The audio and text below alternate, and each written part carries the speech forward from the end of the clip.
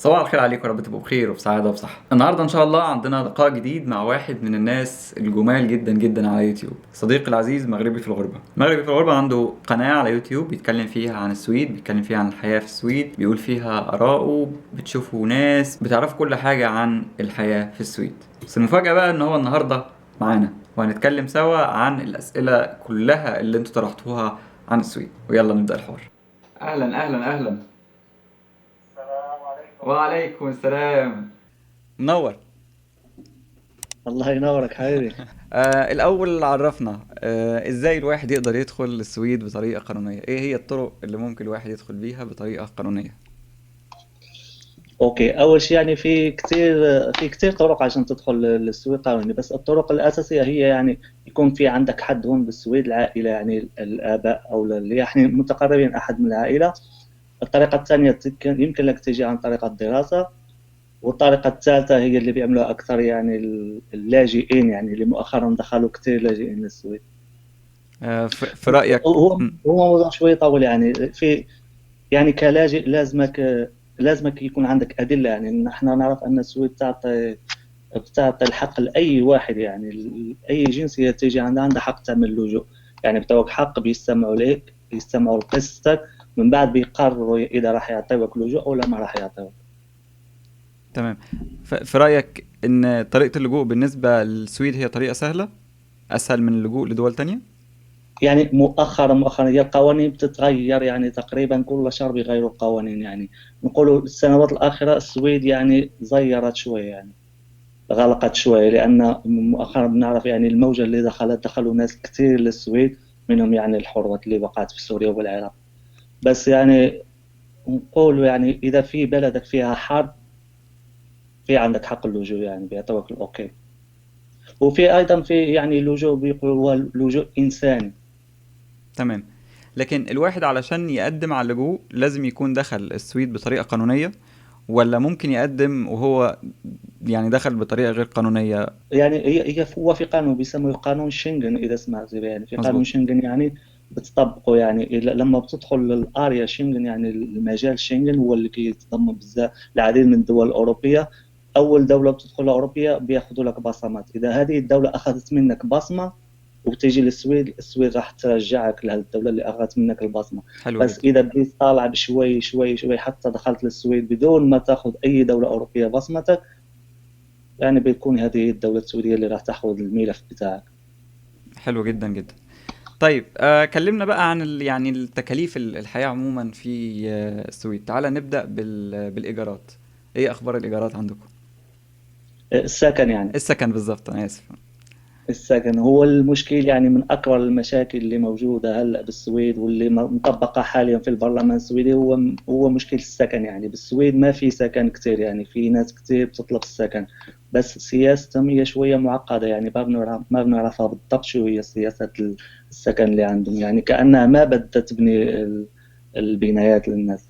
فالمشكل الأول هو يعني صعب تلاقي السكن. إذا لقيت السكن نقول عليه شوية غالي تقريبا. يعني أنا حاليا ساكن في مسكن، يعني بيت يعني مثل بيت الطلبة، يعني صغير تقريبا 30 متر، بندفع عليه تقريبا 5000 كرون. يعني 5000 كرون تقريبا 600 يورو ولا شيء. اوه، ده كتير. يعني نقول السكن شوية غالي يعني. وعشان تحصل على السويديين هون بيحصلوا على السكن، يعني في موقع معين تابع للدولة، بتكون مشترك معاهم، وهم بيبدأوا يعطوا الأولوية للشخص اللي محتاج أكثر السكن. تمام تمام. فهمت كيف؟ ولما يجي الواحد يكون هنا يعني كلاجئ، الدولة هي اللي تكون متكلفة بأن تلاقي له سكن وتساعده. طب لو قلنا مثلا شقة فيها غرفتين في ستوكهولم في العاصمة. العاصمة أول شيء يعني، بس بوضح لك شغلة. يعني نقول السويد هي جت طويلة، هيدا بالخريطة بنشوفها طويلة. في العاصمة جت بالوسط، وفي على الشمال في مدينة هي ثاني أكبر مدينة اسمها يوتوبوري، وفي جنوب السويد مدينة اسمها مالمو، هي اللي مقيم فيها أنا. وهذه المدينة معروفة كثير بالعرب والجالية يعني جميع الجاليات، يعني نقولوا مثل لندن مصغرة. مظبوط. هي مدينة كثير حلوة، وهي يقول عليها أرخص شوي يعني. يعني الأثمنة بتختلف من مالمو إلى ستوكهولم. بستوكهولم الأثمنة زايدة غالية كتير، غالية، وبنورمالمون نقولوا أرخص.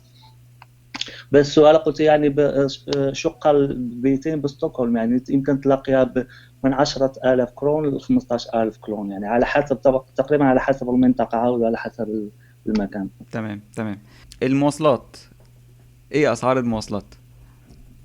المواصلات تقريبا عم تختلف على حسب المدينة اللي موجود بها. هنا بالمدينة اللي مقيم بها أنا يعني المواصلات نقول مقارنة مع الدول الأخرى الأوروبية المواصلات غالية، بس مقارنة يعني مع الصالير أو المعاش اللي هون بالسويد يعني أثمنة مناسبة. مثلا أنا عندي نقول يعني إذا بيستعمل يعني الباص أو المواصلات هون بالمدينة بندفع تقريبا 500 كرون، وفي عندك شهر كله يعني بتتواصل. المواصلات عندهم هنا كتير كتير جودة عالية، يعني ما لو حتى ما بك تحتاج السيارة ولا شيء. تمام. وعموما هون بيستعملوا كتير كتير بيستعملوا هي السيكل، ال البشكلات. البسكليت، ايوه ايوه، فعلا صح. يعني هي او بيهتموا الدنمارك. كثير يعني من ناحية بأنهم بدهم يعني يحافظوا على الطبيعة وعلى هيك على الأمبيانت، ومن ناحية أخرى يعني ما بتكلف شيء م- وصحية. مظبوط. طيب على ذكر السيارة، كم سعر لتر البنزين في السويد؟ البنزين هون يمكن تقريبا 13 14 كرون هيك للتر.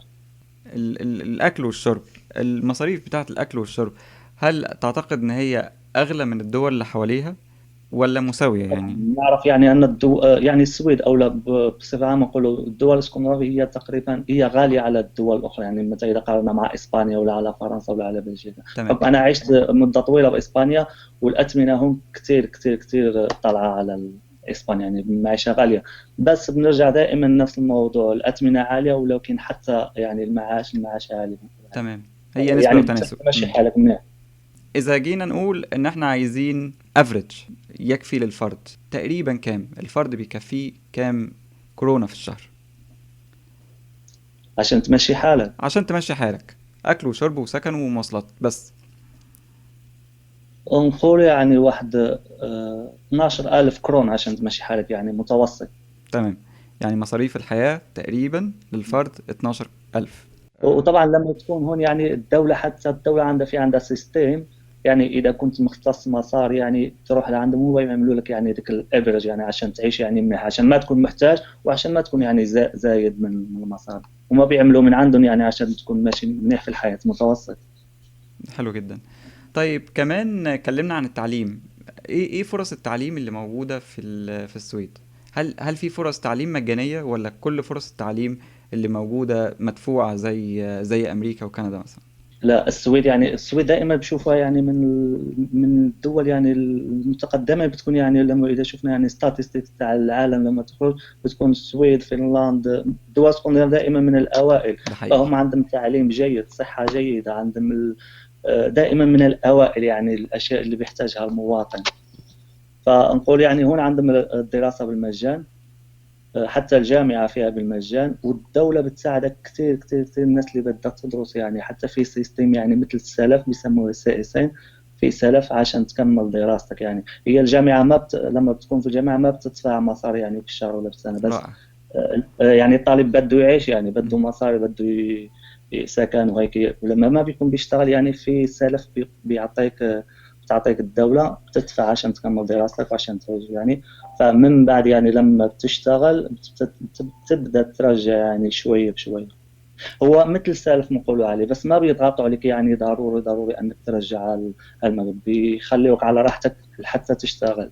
وطبعا الحال اذا درست بالجامعه يعني ولقيت شغل وبتشتغل يعني راح يكون عندك معاش عالي، راح يكون عندك معاش يعني حتى اذا رجعت هالمقدار القليل يعني ما راح ياثر عليك. فهو سيستم مظبوط. كثير كثير جاي عندهم من ناحيه الدراسه. ده شيء رائع جدا، شيء رائع جدا. طيب دايما مخاوف الناس بتبقى بالنسبة للغة، ان انا لما اروح مكان وما بعرفش اتكلم اللغة. انت في رأيك هل ممكن واحد ان هو يعيش في السويد من غير ما يتعلم اللغة السويدية؟ لا طبعا، لان هذا مشكل كبير كبير، واكثر الناس لما بيجوهم يعني ما بيركزوا، رغم ان الدوله تخصص يعني الدراسه بالمجان عشان تتعلم اللغه السوريه، بس رائع. بشوف انا في ناس هون بتيجي وما بتتعلم. لأن أي دولة بتروحها بظن أن لازمك تتعلم اللغة بتاع البلد اللي راح تعيش فيه، رغم أن هون الشعب السويدي بيحكي يعني من الأول في العالم بيحكي اللغة الإنجليزية كلغة ثانية، بس إذا راح تعيش هون لازمك اللغة السويدية. مظبوط، مظبوط جدا. يعني اكيد لغة مش بس عشان الحياة، لكن عشان الشغل كمان، فده هيخلينا نروح للشغل شوية نتكلم عنه. هل في فرق كبير بين شخص عنده شهادة من خارج السويد بالنسبة للتشغيل؟ فرصه بتقل؟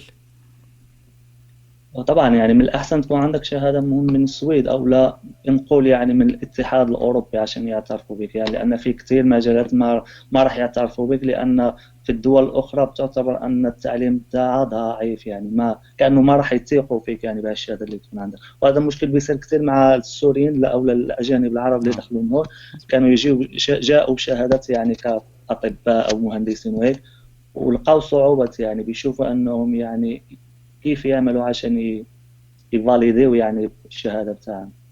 تمام، تمام. طيب احنا عندنا مشكلة في كندا، وهي المصطلح كده اسمه الخبرة الكندية. ان انت حتى لو معاك شهادة بس ما عندكش خبرة من هنا من كندا، مم. فدي مشكلة. فهل نفس الفكر ده موجود في السويد؟ يعني لازم يكون عندك خبرة في البلد علشان تبدأ شغل؟ مش بالضروري يكون عندك خبرة بالبلد السويد، ولكن لما بتروح وتبين أنك قادر ويعني عارف يعني شغلك كيف، يعني ما في فرق. بس من الأحسن لو كانت معك شهادة يعني من أوروبا، ولا خصوصا من هالدول هذه، حلو. اسكندناف، شمال أوروبا. حلو جدا يعني لأن مم. بنعرف هالدول شمال أوروبا، النرويج، السويد، فنلند، والدنمارك، في عندهم اتحاد بيناتهم، يعني بيتعاونوا أكثر بكثير مع بعضهم. يعني احنا نقدر نقول ان مغربي في الغربة بينصح الناس ان هم لما يجوا يتعلموا لغة، ويحاولوا ان هم ياخدوا شهادة في الاول. طبعا نصيحة يعني وما راح تندم عليه. أول شيء اتعلم اللغة. بحكم أنا تقريبا 9 سنوات هون بالسويد، قبل ما أجي السويد كنت بعرف يعني البايسك بتاع اللغة السويدية، فلما جيت هون يعني ما لقيت مشاكل ولا شيء من اللغة، وراح تساعدك كثير أنك تتأقلم مع الشعب السويدي. ولما تتأقلم مع الشعب السويدي يعني نقولوا بالأبواب راح تفتح بوجهك. حلو جدا، حلو جدا. طيب انت اديتنا رقم اللي هو ال 12,000 كورونا، ده المتوسط علشان الشخص يعني يعيش. احنا مم. عايزين الرقم بقى التاني بتاع متوسط الراتب الكويس. يعني امتى اقول ان الراتب ده كويس؟ ان هو يقدر بقى من ان هو يوفر، ان هو يسافر، يتفسح. نقول يعني عشان تقدر تسافر يعني يكون يعني عندك واحد اكسترا بتاع المصاري، نقول يعني من 30,000 حتى 60,000. وفي شيء يعني مهم هون بالسويد، يعني ما في فرق كثير بالمعاش، يعني تقريبا مم. ما بيتفرقوا كثير على بعض. يعني جميع المهن والحرف يعني مبلغها يعني جيد. بشكل ما بيتقاربوا. حتى المهن اللي بنحتقرهم يعني نحن بالدول تاعنا العربية، مثل اللي بيشتغل بالنظافة واللي بيشتغل بالبناء وهيك، يعني في مبلغ مدفوع كبير، مم. لدرجة أنه يقدر يتخلص أكثر من المدرس. الضرايب كتير في السويد؟ والله ضرائب كثير كثير. بظن أن السويد من الدول الأولى بالعالم اللي بتدفع ضرائب كثير، يعني تقريبا 30%. بس هالضرائب بنشوفها يعني جيد، الشعب يعني متفق على هالضرائب أن ندفع، لأن لما بتدخل بالشارع بتشوف يعني أن الضرائب اللي بتدفع وين بتروح. طيب يعني في النهاية كده أنا عايزك تقول لي حاجة من واقع خبرتك وحياتك في السويد.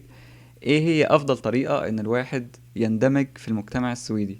إزاي إن هو يقدر إن هو يعرف ثقافة السويديين أكتر، ويقدر إن هو يتصاحب على سويديين أكتر؟